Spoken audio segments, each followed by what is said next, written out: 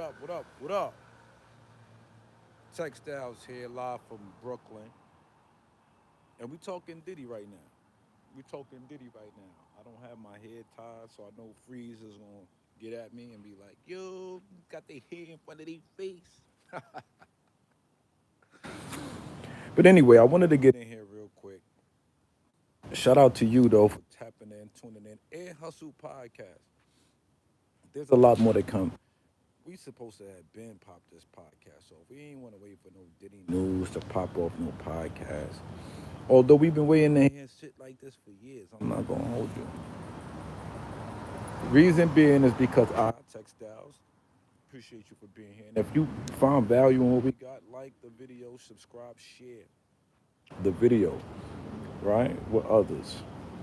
We're looking to get on the monetized side of YouTube too, because they be playing with us. Now they saying we need some qualifications. So I said, let me make a video and get this ball rolling because we want to get to monetization. We want to get to being able to provide you with massive value from all different walks of life here on this platform. Inspired to do so by what I see, what I follow. I listen to some very influential and quality content providers. So wanted to put that out there. All right, so back to Diddy. Did he do it? Is Diddy done? Is Diddy a bad boy? Listen, he just came out with a song called Act Bad not too long ago, right? That didn't go anywhere. But there's a lot of things that I want to talk about. And I don't have my notes in front of me, so I'll try to just run down a couple of different perspectives or speculations and so forth. So many of these guys went on tour this year. A lot of rappers from that era went on tour. Not to say that they don't go on tour in other years, but there are a lot of tours that went down this year. Okay? Like there was a lot of make sure, man, make sure we get some of that more money, man. We got to get that money in. Like that's something that I want that I caught. Right? Another thing is that they're saying that all these people got diseases that people might have a disease. That's another thing, right? So it makes me think about Craig Mack. It makes me think about Black Rob and the truth about their situations as well. He's Biggie and you're Puffy, or whatever Nas said on Ether. I brought this up years ago. I brought this up earlier in the year and to certain people, and it seems like most people didn't really catch that ball like how I caught it. Because I said even back when it first happened, and when you say Biggie and Puffy, and you said Rockefeller died at 8, you kind of coupled together a lot there, Nas. And it made it seem as if you were insinuating that Biggie and Puffy was on some funny business, but nobody said anything about that bar back then. And still nobody said anything about that bar now. But I'm from the star, so it's not cool for me to be talking about could Biggie be this and Biggie be that. Right? And then now even the names sound all kind of fishy, right? Big, Kiss, Puff, Daddy. Like, even though, yeah, Big Daddy came back in the day, right? But still, Puffy made it bad, like to say Daddy, right? Like, he'd be like, yeah, I like the way you do that, Daddy. And like, yo, bro, what? Like, you wilding right now. So, these are some of the things that came across my mind. I'm totally not focused right now. But I wanted to pull up and drop some information, just share some things that came from off the top of the mind in regard to Sean Combs. Now let's take it back, right? I'm gonna take it back to why you should even be paying attention to me when it kind of talking about hip hop and Puffy, P Diddy, Sean Combs, Bad Boy, any of this stuff, right? Any hip hop related topics, right? And why is the name of the show Air Hustle, right? Air Hustle is a derivative or a spinoff of Air to the Streets HD, which is what I created because I was known as Air to the Streets. I Textiles am known as the Air to the Streets, meaning as a play on words, like keep my ear to the streets because I was one of the first dudes that told cats in the neighborhood about certain rappers that came out in our era, right? Jay-Z. I was running around here with the CD, with the mixtape, with the single, right? The Rockefeller single with in my lifetime, and I can't get with that. Like, yo, this dude is fire. Like, yo, check this dude out. I'm watching Video Music Box, you know, running into Vex from the Boogie Monsters back in the days out here. Used to be crazy. Like, there's a lot of different experiences that I've had. I've been in the same rooms and buildings with ODB, like K Slay, like real stuff. A lot of real stuff that people find valuable. So I'm like, yeah, I'm here to share all of that content. So I could take it back to the first time I remember seeing Puffy. I didn't even know who he was. I was outside of the You Don't Have to Worry video shoot early, wild early. I think I might have came straight from school and went there because people say, yo, Mary J. Blige is shooting the video around the corner. She had been out for just a little bit, well enough to be known that she was blowing up.